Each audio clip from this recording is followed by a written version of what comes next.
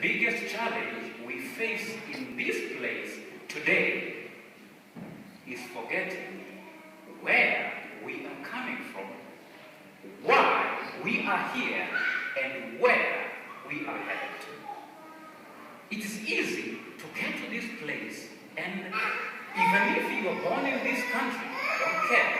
Even if you are born in this country, this remains an important message to you. Do not rest until you have found two things in your life. Number one, what is God trying to achieve in my life? Number two, have I cooperated with Him to achieve that dream? Where could I be today were it not for the favors of the Lord?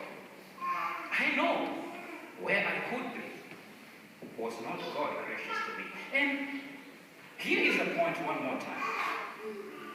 Life, somebody has said this, life is a failed project unless you have lived to a point where you have found something more important to live for beyond yourself. I will state it one more time. Life is a failed project unless you have found something more than self to live for. And I pray that as we come to the end of the message this afternoon, God would help us as a church and as a people to look beyond ourselves.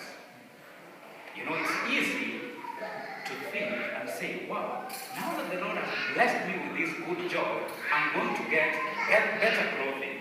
Okay? I'm going to drive a better car. Wow. I'm going to find better drinks for my family and for myself.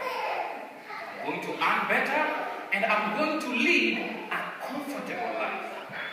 And it becomes an end in itself.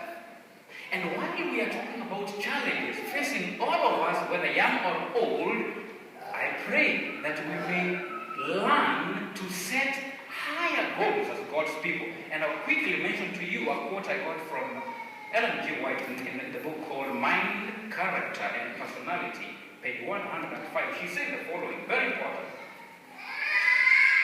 Higher than the highest human thought can reach is God's ideal for His children.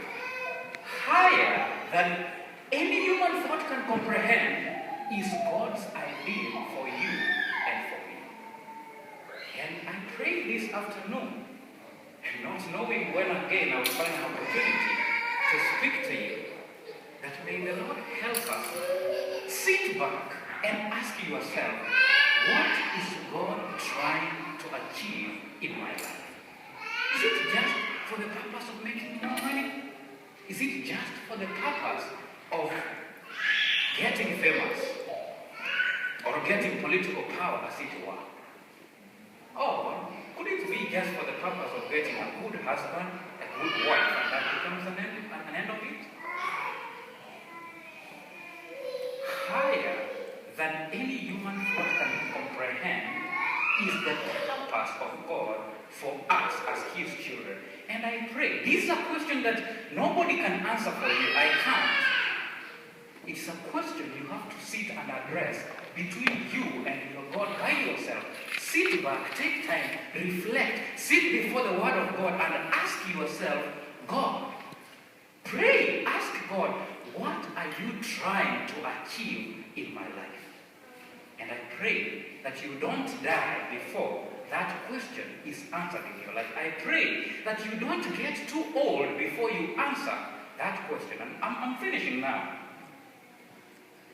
I could have talked about Solomon, whose time I don't have. Solomon gets to the end of his life, and do you know what he does? In chapter 2, he says he set his heart to pursue and find out what was good for the sons of men to enjoy in life. He says he acquired wealth, he acquired servants, he did the best thing he could. Do you know what he ends with in that very section? He says, I found out. Actually, let me read it for the sake of highlighting it. Chapter 2, verse 10 and 11 says, whatever my eye